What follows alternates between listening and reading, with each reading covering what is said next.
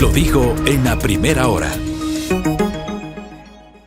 Muy bien, 7:36. Luego de la visión del sector sindical, representado en José Villavicencio hace minutos, José decía, estamos de acuerdo, pero matizó justamente sus dudas respecto de este anuncio generado ayer por el presidente de la República, dudas que saltan, ¿no? Se incrementa el salario básico unificado, pero se emite un decreto ejecutivo donde se señala que se dispone al ministro del Trabajo poner en consideración del Consejo Nacional del Trabajo y Salarios. O sea, esto todavía tiene que ser aprobado por el Consejo. 1. 2. ¿Qué pasa con las 21 comisiones sectoriales?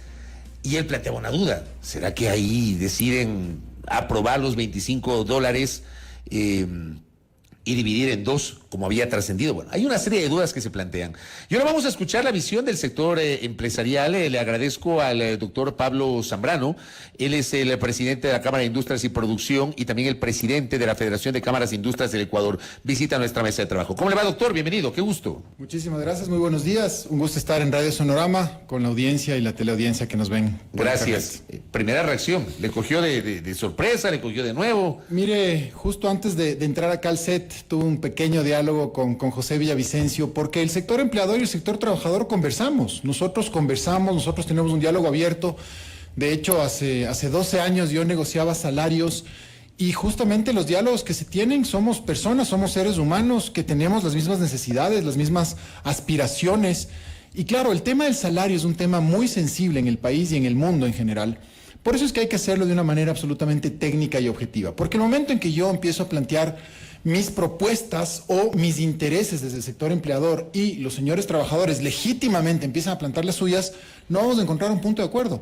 ¿Qué es lo que nosotros tenemos que hacer entonces? Analizar objetivamente la negociación. Para esto hay el convenio 131 de la Organización Internacional del Trabajo, que nos establece ciertas pautas. Por ejemplo, ¿qué pautas establece? En primer lugar, el tema de la productividad, que es un tema fundamental analizarlo, ya lo hablaremos un poquito más adelante. En segundo lugar, las necesidades de los trabajadores, es decir, cómo está la canasta básica. Y en tercer lugar, un tema que es muy importante también es, por ejemplo, la inflación proyectada hacia el próximo año. Y es así como el Código del Trabajo establece que en caso de no existir acuerdo en el Consejo Nacional del Trabajo y Salarios, entonces se aplicará un incremento que implique la inflación proyectada para el próximo año. Hemos preguntado la inflación al Banco Central y al Ministerio de Economía y Finanzas y la inflación proyectada para el año 2022 es del 1.28%. Esas serían mis primeras impresiones. Debemos fijar entonces el salario de una manera técnica. ¿Eso qué significa? Sí, aterricemos eso. Sí, porque yo le planteaba eso justamente a José Villavicencio y él, palabras más, palabras menos, decía, no estamos en este momento para discutirlo desde lo técnico. Muy bien, mire usted, ¿qué ha pasado con la economía ecuatoriana? Porque ¿qué sacamos fijando salarios por decreto, por acuerdo, si es que no hay un sustento en la economía nacional? Y hagamos un análisis muy interesante de las cifras económicas. Cierra el año 2020, el peor año de la economía ecuatoriana, de lo que se tiene historia, se tienen, datos, cierra con un menos 8%, una caída del 8% del Producto Interno Bruto, más o menos son 8.000 millones de dólares. Este año la recuperación es de apenas del 3.33%, es decir, menos de la mitad de la recuperación económica. Si es que ya fijaste un salario para el año 2021, lo congelas, justamente este año correspondería a un congelamiento desde un punto de vista absolutamente técnico. ¿Por qué? Porque la economía no ha crecido. Pero vamos también a otro factor que es muy importante, el factor de la productividad. Yo tengo acá un cuadro que señala claramente qué es la productividad y cómo ha ido la productividad en el Ecuador. La productividad es un factor económico que lo que hace precisamente es medir el costo de la fabricación de un producto en el Ecuador comparado con otros mercados. Si uno va viendo, la productividad ha caído desde el año 2000, ¿no es cierto?, estrepitosamente hasta llegar al 0% de productividad, lo que quiere decir que en el Ecuador producir es caro. Si no tenemos una productividad alta, no podemos pagar salarios altos. Eso es entonces la explicación desde el punto de vista técnico. Hay que analizar crecimiento económico, productividad, ¿no es cierto?, recuperación económica y lamentablemente esos factores en el Ecuador, producto de la crisis, no existen. Por eso nosotros consideramos que no es técnico incrementar salarios de forma desmedida porque podría generarse un efecto adverso en el empleo. ¿Este es un incremento de salarios desmedido, doctor Zambrano? Nosotros consideramos que va mucho más allá de lo que prevé la ley. ¿Pero es desmedido? Es desmedido, sin duda, porque va mucho más allá de lo que prevé la ley. Ahora le traslado la misma inquietud que le planteaba a José Villavicencio. ¿Cuáles serían las reales implicaciones de esta medida, un poco ya desde la visión del sector empresarial? Muy bien. ¿Cuál es el problema estructural que tiene el país? El empleo inadecuado, es decir, aquellas personas que no tienen un empleo fijo. ¿Cuál es la ventaja de tener un empleo fijo? Que tienes un contrato laboral, tienes estabilidad, tienes fondos de reserva, tienes seguridad social, tienes prestaciones. El 65% de la población en el Ecuador no tiene, carece de empleo formal. Por lo tanto, lo que hay que hacer es ver cómo incorporamos como sociedad, y esto es una responsabilidad absolutamente de todos, donde los empresarios estamos involucrados totalmente, cómo atraemos, cómo generamos esas condiciones de empleo. Y la mejor manera de generar las condiciones de empleo es a través de la producción. Es decir, deben venir al Ecuador ingentes, grandes cantidades de inversiones para poder generar desarrollo. Tenemos que implementar, por ejemplo, alianzas público-privadas para que desde el sector privado que yo represento podamos aportar, por ejemplo, en la construcción de carreteras, en la repavimentación de las ciudades, en la prestación de servicios de agua potable, recolección de basura, el tema de la construcción de puentes, puertos, aeropuertos, carreteras a nivel nacional que ya están concesionadas en este momento en una parte, pero está concesionado el 0.5% de lo que puede concesionarse. Es decir, ahí tenemos un camino muy importante para atraer inversiones y de esa manera generar producción y colocar a los jóvenes que me están escuchando en posibilidad de empleo. Pero para eso necesitamos una estrategia de país de atracción de inversiones. Pero de eso todavía no se habla, Pablo. Mire usted, sí. Tuvimos un encuentro muy importante hace 3 semanas que se llamaba el Ecuador abierto a los negocios, ¿no es cierto? Fue en la ciudad de Quito esta conferencia, se cerraron ya ahí acuerdos de inversión por más de $600 millones. El Open for Business era, exactamente, ¿no? Ecuador Open for Business. Lo que hizo el ministro el ministro y el presidente firmaron convenios por $600 millones en el marco de este encuentro, y en lo que va del gobierno, de mayo al mes de diciembre se han firmado ya acuerdos por $3.000 millones. Eso es lo que nosotros tenemos que hacer. ¿Para qué? Para generar producción. Eso es lo más importante. Yo quería comentarles justamente el tema de las cifras del empleo, ¿no es cierto? Lamentablemente las cifras del empleo se han ido deteriorando y esto es un problema estructural. No es un problema de este gobierno, no es un problema del gobierno anterior, no es un problema del gobierno anterior. Esto es un problema estructural de la sociedad ecuatoriana. ¿Qué tenemos que hacer entonces? Justamente pensar todos en ideas de cómo incorporar a más personas al pleno empleo. El presidente de la República en su campaña anunció los incrementos, ¿no es cierto?, de salarios, pero sobre todo anunció la creación de 1 millón de plazas de empleo. En eso es lo que nosotros tenemos que concentrarnos. Desde el punto de vista técnico, absolutamente, con las cifras que yo he mencionado antes, lamentablemente un incremento salarial va a demorar esa incorporación de ecuatorianos al pleno empleo.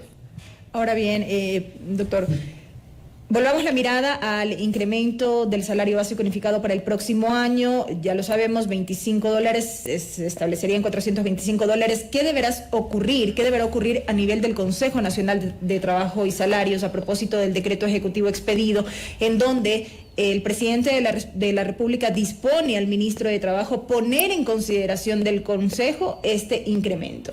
Mire usted a lo que estamos abocados. El señor ministro de Trabajo, al igual que todos los señores ministros, son funcionarios de confianza del señor presidente de la República y tienen que cumplir las directrices del presidente de la República.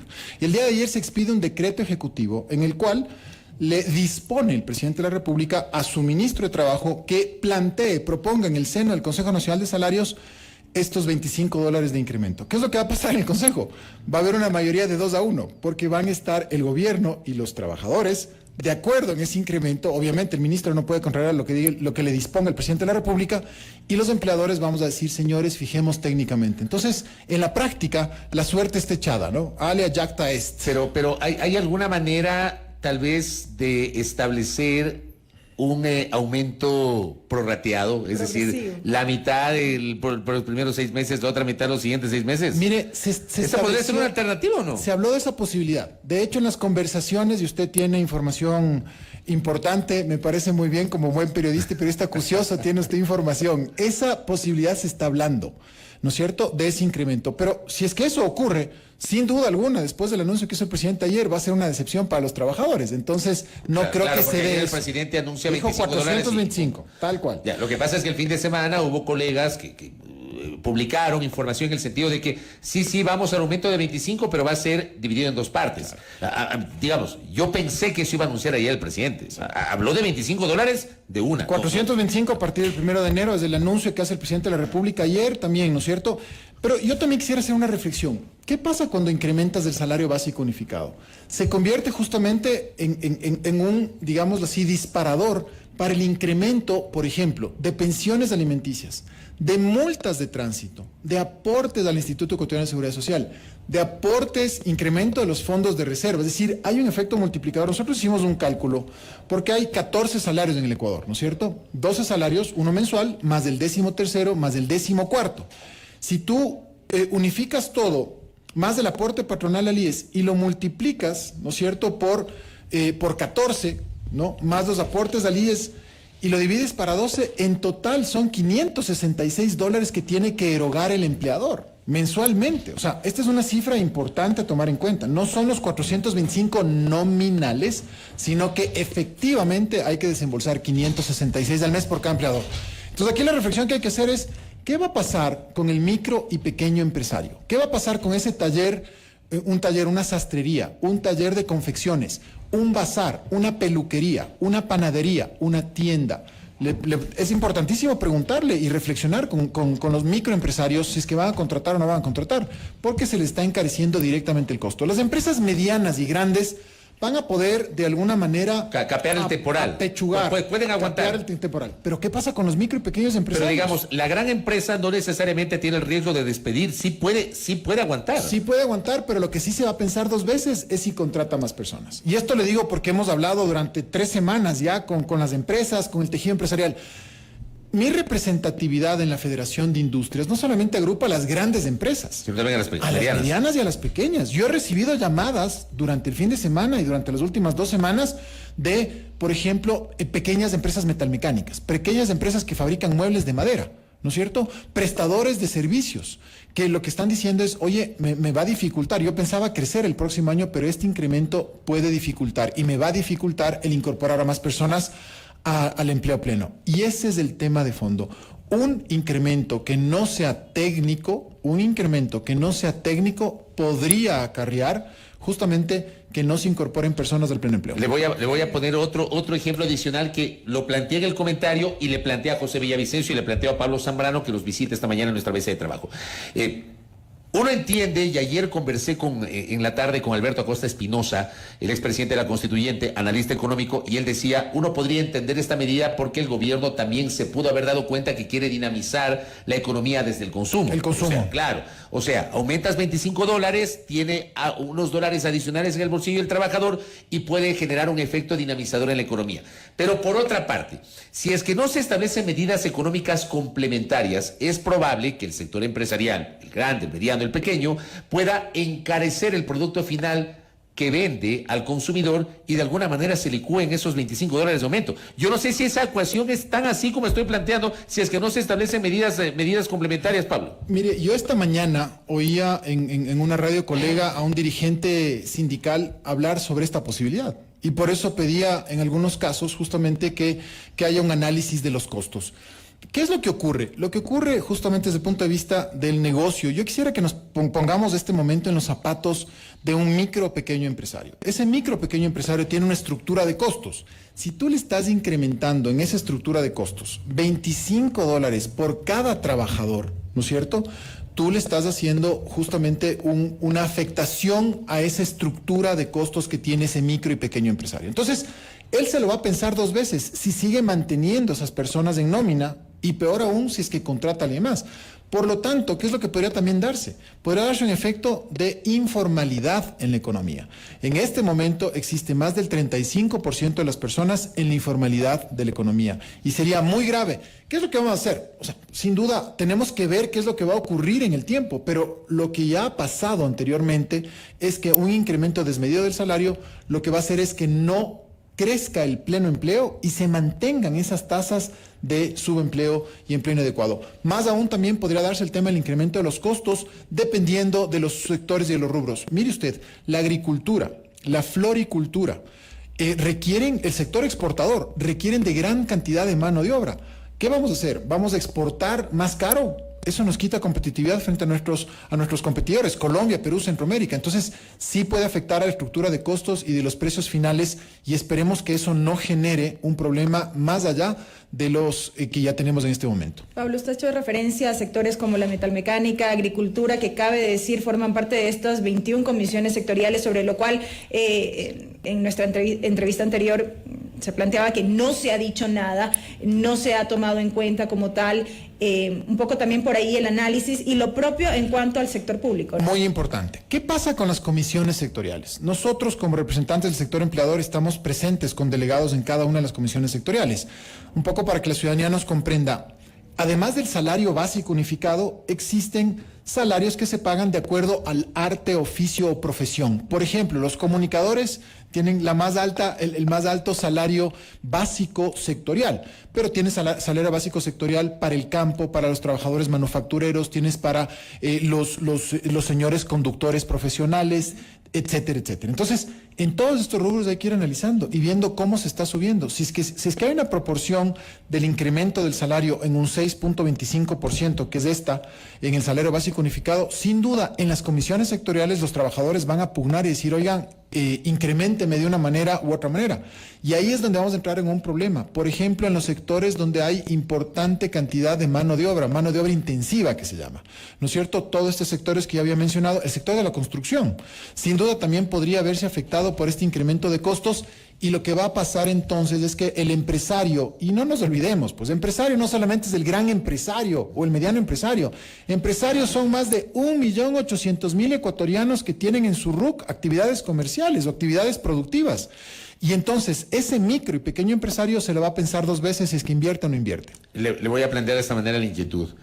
¿Para ustedes fue una decepción el anuncio del presidente? Mire, yo creo que no podemos hablar de decepción. Nosotros como empresarios, como sector empleador, nosotros lo que tenemos que pensar siempre es que el sector político, el sector de las autoridades, tiene que tomar decisiones basadas en la data dura. Claro, entonces, por eso le digo, no si estamos nosotros de acuerdo. Esperábamos otra cosa, sin duda. ¿Por qué esperábamos otra cosa? Porque esperábamos que sea un análisis justamente profundo de la realidad, tanto económica como también de la realidad productiva. ¿Qué es lo que está ocurriendo? Lo que está ocurriendo justamente es que el presidente toma una medida que, sin duda, el presidente lo dijo ayer, estoy citando palabras textuales del presidente. El presidente de la República dijo el día de ayer, se ofreció el incremento de salarios y es una promesa cumplida.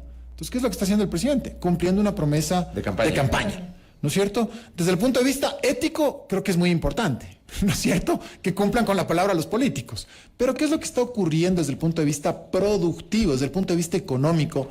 Sin duda, el análisis y los escenarios que se pueden plantear no van a generar esa incorporación de personas al trabajo. Le añado un ingrediente adicional, por eso le preguntaba si era una decepción. Usted genera cuestionamientos, pero no me habla de decepción. Hay gente que ayer decía, esto probablemente no es gratuito, probablemente el presidente toma esta decisión porque se viene una reforma laboral que va a tener una afectación brutal a un segmento de trabajadores y que probablemente en eso están de acuerdo los empresarios, por eso aceptan esto, doctor. Mire, esa es la última parte que yo quería referirme. Nosotros, como Federación Nacional de Cámaras de Industrias del Ecuador, junto con la Organización Internacional del Trabajo, hicimos un estudio y un análisis de empresas sostenibles. ¿Por qué? ¿Qué es una empresa sostenible? Una empresa que se mantiene a lo largo del tiempo. ¿Por qué es importante tener empresas o unidades productivas? Porque las empresas generan inversiones, generan producción, generan empleo, pagan impuestos, formalizan la economía.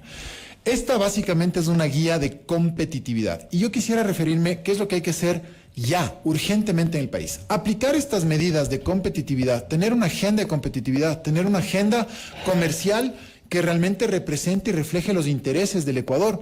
Atraer inversiones al Ecuador, ¿para qué? Para tener un sector privado fuerte. Yo no estoy hablando de las grandes empresas, estoy hablando del sector privado en general.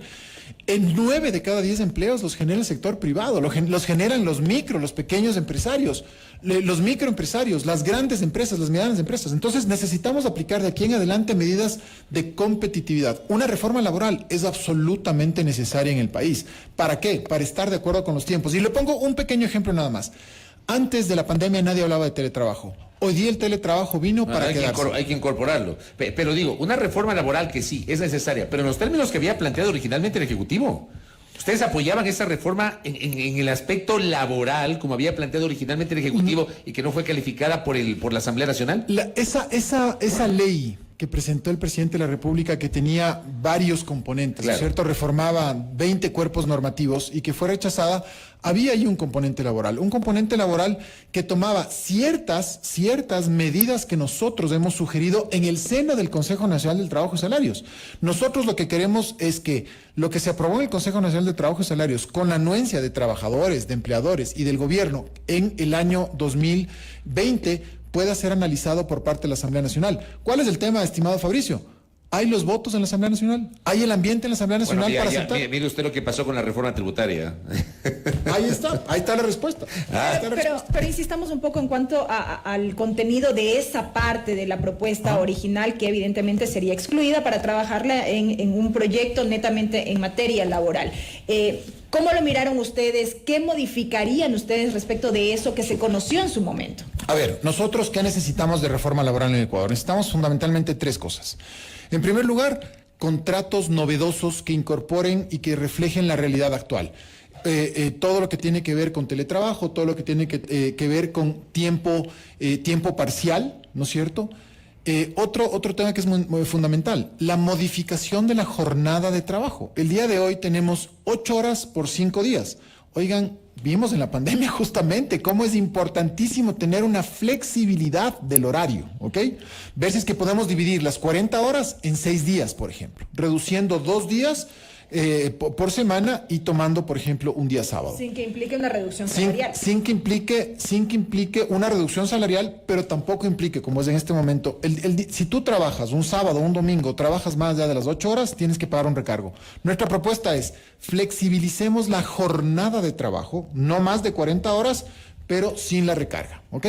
Y un tercer tema que es esencial es ver la manera como incorporamos a los jóvenes y a las mujeres dentro de los esquemas de trabajo. Se habla de la economía violeta. Este concepto es muy importante, la economía violeta, cómo incorporar a las mujeres a los procesos productivos para que las mujeres puedan realizarse, sean o no sean madres, pero puedan realizarse profesionalmente. No nos olvidemos, estimados amigos, el 70% del mercado laboral en este momento son millennials y centennials, es decir, son personas jóvenes que tienen otros hábitos completamente distintos a los hábitos que tenemos ya las personas que no estamos en esa generación. Entonces, tenemos que acoplar la legislación laboral a los tiempos que está viviendo el mundo en estos momentos. Le voy a leer unos tweets que había publicado y que di lectura hace minutos el exdirector del INEC, Byron Villasís, que es un especialista en estas materias. Dice, subir el salario mínimo beneficia a quienes tienen trabajo estable. En Ecuador eso es más o menos el 13% de la población o el 31% de la PEA, la población económicamente activa. El grueso del problema en Ecuador es que no hay trabajo estable y no hay consumo que lo reactive. La mayoría de familias dependen del mercado laboral informal, mínimo 52% de la PEA, y fuertemente atado a ciclos comerciales de microempresas. ¿Qué le parece a usted estas reflexiones que hace Byron Villasís? Estoy de acuerdo en el sentido de que el incremento del salario lo único que beneficia es a quienes tienen trabajo. Yo planteaba antes esta tesis y es una tarea pendiente para toda la sociedad, incluido el sector empleador, por supuesto. ¿Cómo encontramos estrategias adecuadas que nos permitan incorporar a ese 65% de ecuatorianos que no tienen un empleo fijo? Que esta Navidad no tienen no tienen un décimo, ¿no es cierto? Que esta Navidad no saben cómo van a llegar el 24 de diciembre. Entonces, eso es lo que nosotros tenemos que plantearnos como sociedad y aceptamos nosotros el reto desde el sector privado en encontrar estos mecanismos y estas distintas formas para incorporar a más ecuatorianos al pleno empleo. Esa es la tarea fundamental. Una cosa adicional y a propósito de lo que usted mencionaba, de lo que podría ser la reforma laboral, con estas nuevas visiones de los millennials y los centennials, recibo un mensaje donde me preguntan y reflexionan. Entonces los millennials y los centennials deben trabajar en condiciones de precarización, Pablo. Jamás. Yo tengo dos millennials. Los millennials lo que quieren, en primer lugar, mire usted lo que quieren. No se casan con el trabajo, no se casan con nada. Los millennials lo que van a hacer es mudarse de un trabajo a otro trabajo. Por lo menos hay estudios que hace obviamente la OIT, estudios que hace el Banco Mundial, estudios que hacen firmas consultoras como McKinsey, donde señalan claramente que los millennials y los centennials tienen esta vocación de curiosidad permanente y además son contestatarios, ¿no es cierto? Son investigadores y lo que van a hacer es saltar de un trabajo a otro trabajo. Por ejemplo, ¿qué hay que hacer? Modificar la jubilación patronal. e incrementar más bien justamente el aporte para el fondo de ahorro a ese millennial que va a tener 10, 12 trabajos en su vida para que pueda tener una pensión de retiro mucho más fuerte y más sólida al final de su carrera.